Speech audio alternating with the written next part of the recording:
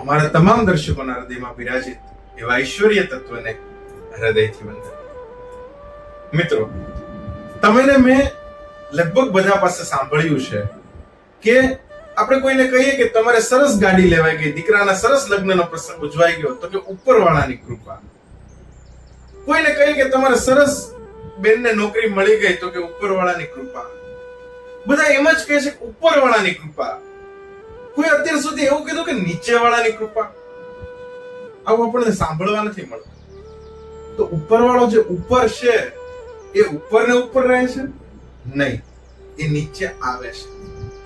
તો નીચે આવવું હોય તો એના માટે એક સીડી જોવે, એક નિસરણી જોવે. આ સીડીનો એક અર્થ થાય અવતરણી. અવતરણી એટલે કે અવતાર. આપણે કહીએ છીએ કે ભગવાન અવતાર ધારણ કરીને આવ્યા, પણ એ અવતાર ધારણ કરીને ક્યારે આવે? તો કે ઘણા બધા ભક્તોએ કીધું હશે કે ભગવાન અમે એક એક કરીને ઉપર આવીએ, ભક્તિના માર્ગથી આવીએ, સેવાના માર્ગથી આવીએ, સમરણના માર્ગથી આવીએ, એના કરતા તમે જ નીચે આવી જાવ. તો એ નીચે આવે છે ભક્તોનો ભાવ સાંભળીને, પણ એ આમનામ જ નથી આવતા. એના માટે આપણું તપ જોવે.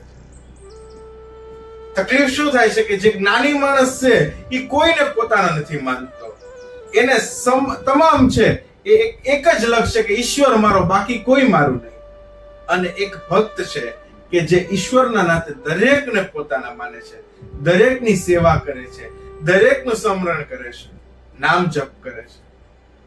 તો આ બંનેને ઈશ્વર પ્રાપ્તિ થઈ જાય છે. ભાગવત ગીતામાં પણ કીધું છે ને કે હું તને પાપોના બંધનમાંથી મુક્ત કરી દઈશ, તું મારા શરણે આવી જા. અર્જુનને ભગવાને કીધું છે કે તું મારા શરણે આવી જા.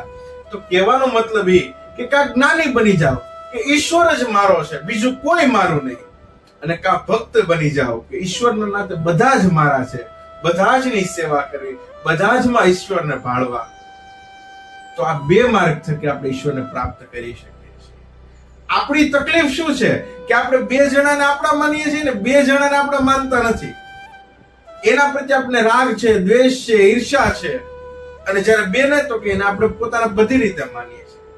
આ બે વસ્તુ ન હોવી જોઈએ. કા કોઈ મારું નથી, એક ઈશ્વર જ મારો છે, અને કા ઈશ્વરના નાતે બધા જ મારા છે. એમાં કોઈના પ્રત્યે રાગ દ્વેષ ઈર્ષા ન હોય. તો જો આ બે વિચારધારાથી આપણે જીવન પસાર કરીશું અને ઈશ્વરને પ્રાપ્ત કરવા માટે સ્મરણ કરીશું ને, એક સમયે મને આપણને આવીને મળી જશે. અને એક ભજન છે કે મારા ઘટમાં બિરાતરા શ્રી નાથજી, શ્રી યમુનાજી, એમાં એક કડી આવે છે કે મને તેડા રે યમ કેરા કદી ન આવે, મારો નાથ તેડાવે. આ યમ એટલે કે જમ, અને જમ એટલે કોઈ શિંગડા વાળો કે કોઈ પાડો લઈને આવે ઈ નહીં, પણ જમ એટલે જન્મ અને મરણના ફેરા ન આવે.